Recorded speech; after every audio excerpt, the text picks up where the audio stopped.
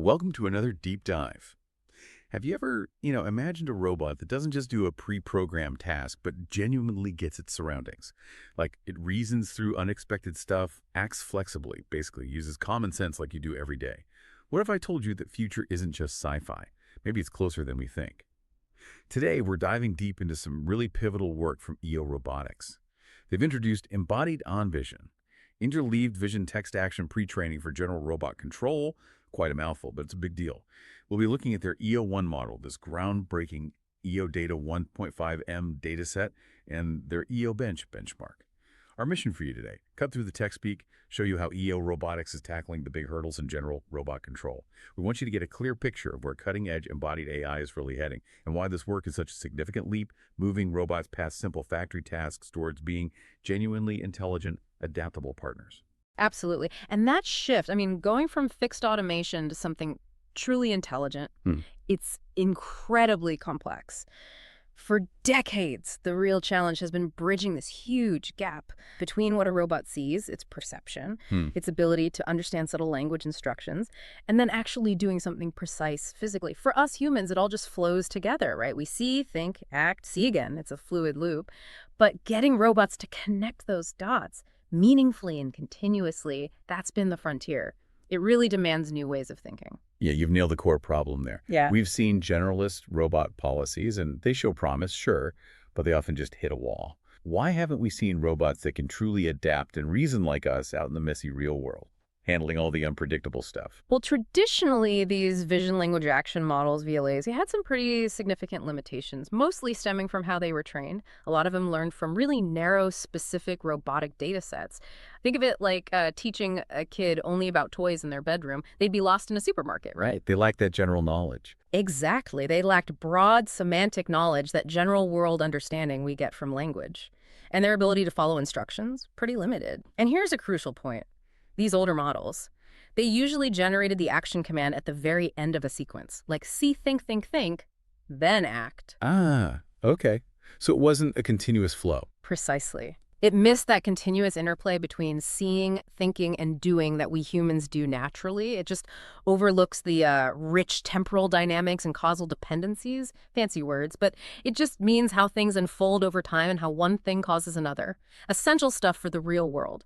Humans, on the other hand, we seamlessly interleave reasoning and action. Our thoughts guide our movements, and what we do instantly feeds back into our thinking. That flexibility, that continuous loop, that's the benchmark robots need for open-world tasks. Okay, so we've got the problem clear. Robots kind of stuck, not having that human-like flow. It sounds like a massive challenge. How did EO-Robotics even start to, crack it? They came at it with a solution built on two really interconnected pillars, and together, these represent a pretty significant shift in approach. All right, let's get into that first pillar. What's the core idea behind their unified architecture, the EO1 model? So EO1 is designed as a unified embodied foundation model. Now, the genius bit, I think, is its single decoder-only transformer architecture. It sounds technical, I know, but think of it like this. Instead of separate modules for understanding language, seeing things, and deciding actions, it's one single engine designed to output everything, whether that's generating text that represents reasoning or generating the continuous commands for a robot arm. One engine for both talking and moving, essentially, using the same internal logic. You got it. That unification is key. The single brain processes all kinds of input images, text, video, even robot action data itself indiscriminately. It allows for really seamless multimodal processing. So the big difference is it reasons and acts using the same fundamental system, not like translating between two separate parts bolted together. Exactly. For the thinking part's planning, reasoning, it uses something called discrete auto-regressive decoding. Think of it like building up a thought or a plan step by step. But then, for the actual physical movement, the smooth, precise actions, it switches gears. It uses continuous flow matching denoising. That's better for generating fluid, continuous motion, like guiding a hand smoothly. Okay, two modes, but one brain. Precisely. And crucially, these different output modes run within the same core model, sharing parameters. And it's all built on top of a pre-trained vision language model, a VLM called Qwen 2.5 VL. This gives EO1 a massive head start. It inherits a broad base of visual and language understanding from the get-go. Unlike older models that often just added extra bits for action, EO1's unified design means it's easier to align vision, language, and action. Knowledge transfers much more effectively between them. Okay, that makes a lot of sense. A unified brain needs unified food, right? So the second pillar, Yeah. the data. EO data 1.5M. You said it's not just big, it's smart. Over 1.5 million samples is huge. But what makes this data set different? How does it enable that human-like understanding? Yeah, that smart part is absolutely vital. The really crucial innovation is what they call interleaved vision-text-action comprehension. It's not just, image-text pairs here and separate robot video there. Instead, it weaves together web vision language data, which gives it broad world knowledge with actual, real robot episodes. Those episodes naturally provide the action, the timing, the physical continuity. Interleaved, so mixing it all up. Exactly. And the secret sauce is how it's annotated. They used a mix of other powerful AI models, VLMs, and human annotators to add diverse questions and answers related to time and space within the robot's context. This means the data explicitly connects the reasoning part, the text, the Q&A, with what the robot is seeing and doing moment by moment along a timeline. So it's learning from Q&A that's directly tied to what the robot sees and does chronologically. Can you give us some concrete examples? What kinds of questions are we talking about? Sure. For temporal reasoning, understanding time, it includes questions about, say, physical common sense, like, how does the heat from that pot affect how the robot should handle it? Or questions about task planning, generating the steps for a complex goal, detecting failures, verifying if a step worked. Okay, makes sense. What about space? For spatial reasoning, it tackles things like the relationships between objects, predicting where something might move, trajectory prediction, or figuring out the path to place an object. It also covers object referring, like drawing a mental bounding box around the correct object based on description, object pointing, and even understanding things from multiple viewpoints. So could you walk us through a mini-sequence example from the data? Yeah, absolutely. Imagine it like this. The model sees some image tokens from the robot's camera. Then it gets a question like, what's the next subtask to pick up the apple? Then comes the instruction, move gripper towards the red apple. Then the robot action data for that movement, followed by more image tokens showing the result. And finally, maybe a verification question. Is the apple now grasped securely? Wow. Okay. That structure feels like it really forces the model to connect thought, vision, and action in sequence. Exactly. It captures that rich world knowledge and those subtle cross-modal interactions in a way that trains the robot to genuinely think and act sequentially and not just react. That detail structure is fascinating. But, okay, theory is one thing. How does this actually translate into robot capability? Let's talk proof. How well does EO1 actually perform? Right, the real test. And to measure it properly, you need precise evaluation tools. So EO-Robotics also developed EO-Bench. It's a new benchmark designed specifically to avoid fuzzy evaluations. Each question targets a very clearly defined reasoning angle. You know exactly what you're testing. Precisely. No confusion about whether it failed at seeing, reasoning, or acting. It covers key areas like spatial understanding, physical common sense, task reasoning, and state estimation. Think of tasks like visual rearrangement, arranging objects to match a picture, or even playing tic-tac-toe. Tic-tac-toe. How does a robot play that? Well, it has to perceive the board state, reason about the optimal move, and then physically place its marker accurately. It tests the whole loop. Those sound like genuine tests of integrated intelligence, definitely not just rote movements. So, the moment of truth.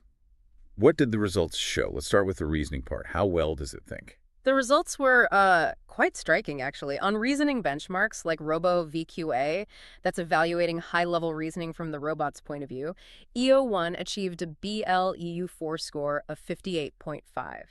Now, that number itself isn't intuitive, but what it means is EO1's explanations, its reasoning expressed in language, were significantly more accurate and human-like. In fact, it outperformed leading closed-source models like GPT-4o, which scored 47.2 on the same benchmark. Well, wait. Outperforming GPT-4o on reasoning specific to robot scenes? That's a huge statement. It is. It shows a remarkable leap in a robot's ability to interpret and respond intelligently to complex visual questions about its own environment and actions. It's not just moving better, it's understanding better. Okay, so it's thinking better. But reasoning is one thing. What about the actual physical control, the doing? How did it handle, actually manipulating objects? That's where the rubber meets the road, as they say. In simulation, which lets you run tons of tests, EO1 hit an average success rate of 98.2% on the Libro benchmark. That surpassed other top models like OpenVLA, OFT, and Zero. On another environment, simpler M, it beat Zero by about 3.5% to 8.3% across different tasks. Okay, strong simulation results. But the real world is messy. How did it generalize? That's a really impressive part. They tested it across 28 diverse real-world tasks using different robot hardware, a FrankenPanda, a Widow X, an Agibot G1. Different bodies, same brain. Exactly. And it achieved an 86.0% overall completion rate across all those tasks and robots. For comparison, Lero's managed 68.0%. That's a really significant jump in practical real-world capability. And running on different robots. Yeah. That's often the killer problem, proving it's not just tuned for one specific setup. What about those really complex long tasks, the ones with many steps? Yeah, tasks needing long horizon dexterity. Things like roast beef steak, which sounds ambitious for a robot. Yeah. It got 56.0% completion there. And make breakfast sandwich, it hit 85.0%. Across these kinds of multi-step tasks, it averaged 81.0%. Really solid gains. And another critical point, EO-1 showed strong linguistic robustness. This has been a major headache for VLM-based policies. Meaning it doesn't get tripped up easily by how you ask it to do something. Exactly. They deliberately messed with the instructions typos, rephrasing slightly vague descriptions. EO-1 still succeeded 79% of the time in these language variations. OW dropped way down to 52%. That robustness is huge. It means it understands the intent behind the words, not just the literal command, like a person would. Precisely. It suggests a deeper level of understanding. And what about that tic-tac-toe task, the one needing planning, seeing, and acting all together? Right, the ultimate test of integration. EO-1 achieved a 76.0% completion score. That was a massive, plus 40.0 points over the best baseline model. It really showcases its ability to keep a coherent strategy in mind while executing stable physical moves, all because that planning and control happen within the single decoder. It avoids those plan-act mismatches where the robot plans one thing but does another. Okay, so stepping back from the numbers and the tech jargon, Yeah. what does this all mean for us, for the kinds of robots we might actually see and use? What are the biggest takeaways you see from this? Well, I think this deep dive really highlights some crucial ingredients for building truly general-purpose robots. It moves us much closer to that future you mentioned at the start. First, the power of that hybrid decoding approach seems undeniable. The results clearly show that EO-1's way of combining discrete steps for reasoning with continuous flow for action consistently outperforms fully auto-regressive baselines. So that specific mix is key for real-world precision. It seems so. It delivers the precision gains you need for a robot to not just think the right thing, but physically execute it accurately in the real world. Second takeaway. The data matters immensely, but not just any data. It really needs to be task-aligned and interleaved. Just throwing generic instruction data at it, if it's not carefully curated for embodied control, can actually hurt performance. It might make the model rely too much on language patterns, its linguistic priors, and weaken its connection to the physical reality. Its physical grounding. So quality and structure over sheer quantity. Definitely. The right data, structured the right way, is paramount. And ultimately, what EO-Robotics has done here is provide an open-source training recipe. It's a roadmap pointing towards a future where robots can genuinely perceive, plan, reason, and act, all seamlessly in complex, messy, unstructured environments. Think about the potential: assistance in our homes, exploration in dangerous places, much more intuitive collaboration in industry. It's been an incredible journey today, hasn't it? We've really unpacked how EO-Robotics is pushing the boundaries of embodied AI. They've unified reasoning and action with this novel architecture, fueled it with this carefully crafted interleaved data. And the results, well, they really do speak for themselves. We're seeing robots with abilities to understand, learn, and adapt in ways that feel, well, increasingly human-like. And here's something else really exciting. EO-Robotics didn't just write a paper. They have open-sourced the model weights, the training code, key parts of the dataset. Yeah, that's huge for the field. It really is. It's a massive contribution that should dramatically speed up progress for everyone working on autonomous robots. So it leaves us with a big thought, doesn't it? As these general-purpose robots get more sophisticated, integrating this human-like reasoning and action. What new kinds of jobs might they create? How will our daily interactions with machines change? What kind of world are we actually building where our machines can finally truly think and move alongside us? Something to ponder. Thank you for joining us on this deep dive into the really fascinating world of embodied AI. Keep learning, keep questioning, and we'll see you next time.